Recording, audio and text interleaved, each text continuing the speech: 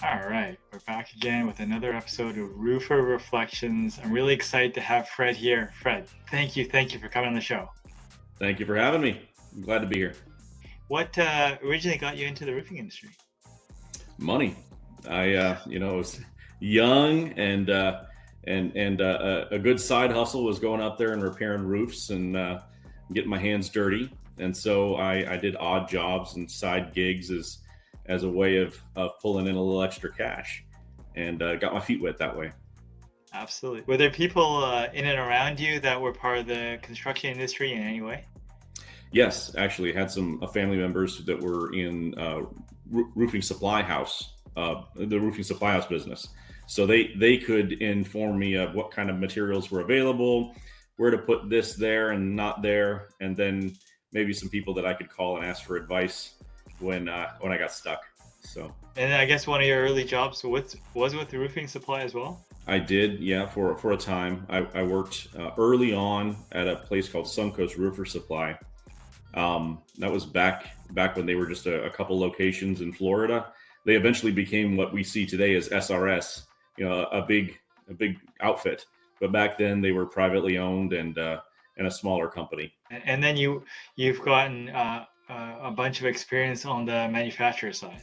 Yes, and when you look at my resume, it does not really it does not really tell the whole picture of what's happened to me over the past 27 years. I was doing a lot of installations of roof coatings specifically.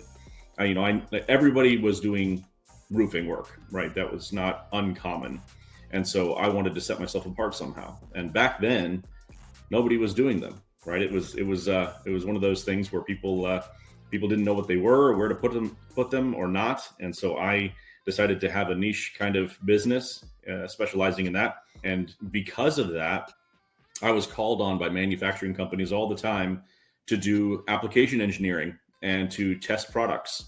And through that experience, I met people, asked questions, and that snowballed into consulting projects and helping with formulations and formulating myself, and getting into production and eventually management. And so I've done a lot that you can do within the roof coating business specifically.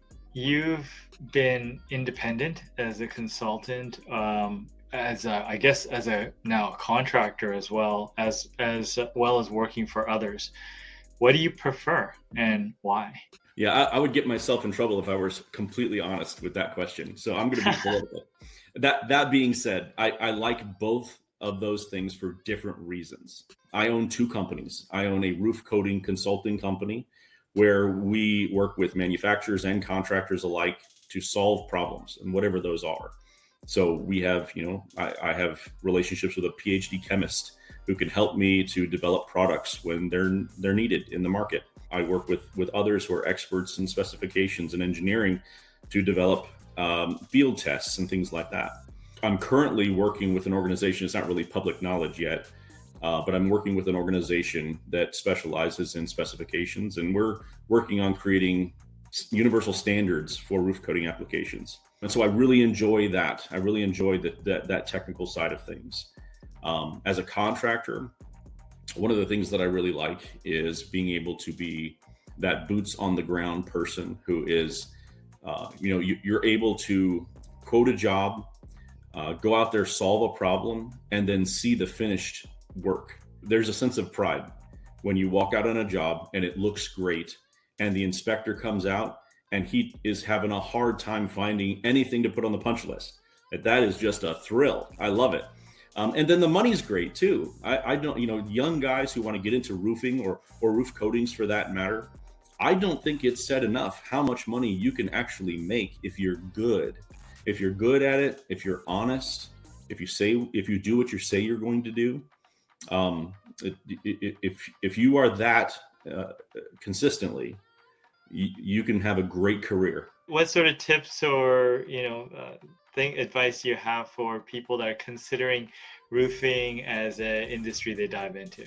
If they want to go into contracting, I think the very first thing that I would do is go work for someone else first, someone that is successful.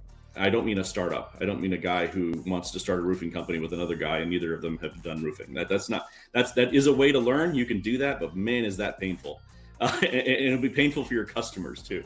So do us all a favor. Go work for somebody who's good at it, and learn the ropes about running that business. And I would say that an important attitude going into it is that nothing is beneath you. I always make the comment, toilets and tables. And I mean, I'm not above cleaning the toilets or setting up the tables. Like that is part of running businesses. And so if I understand how the most mundane, monotonous parts of the business are done and accomplished, as well as the high level visionary casting type parts of the business, then I really understand the business. And so that's the attitude going into it that I think is important for people just starting out. Do everything and understand it from the ground up. If you want to go into manufacturing, almost the same advice, except that I would say that because it is more focused on the long game, to have perseverance, don't give up. When you're told no, when you get frustrated, when you're discouraged, keep going. It'll get better.